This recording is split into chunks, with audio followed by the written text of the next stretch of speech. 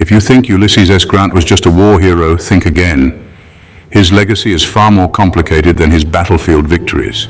His presidency was no less complex, filled with both commendable achievements and significant controversies.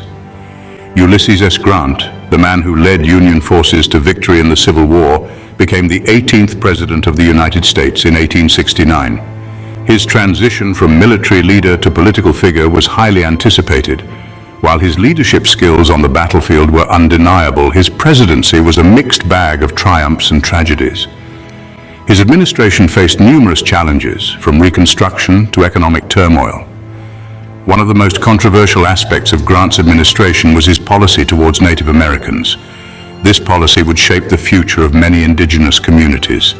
Grant introduced the so-called peace policy, aiming to reduce military conflicts with tribes by moving them to reservations. Sounds noble, right? The idea was to protect Native Americans from the encroachment of settlers. But here's the kicker.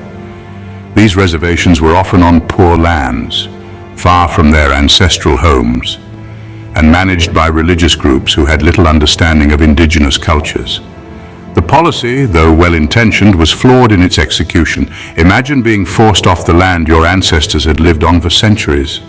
Lands that held cultural and spiritual significance, only to be moved to a desolate area with strangers dictating your way of life.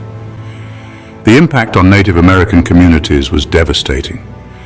Grant's policies essentially paved the way for westward expansion, often at the expense of Native American sovereignty and well-being.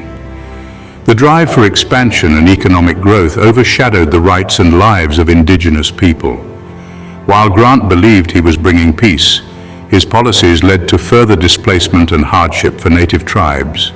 The treaties signed under his administration were often broken, leading to further mistrust.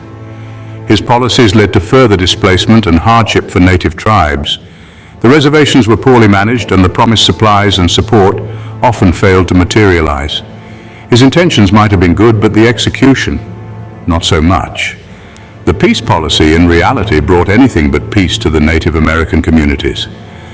So next time you hear about Ulysses S. Grant as the Civil War hero, remember this chapter of his presidency.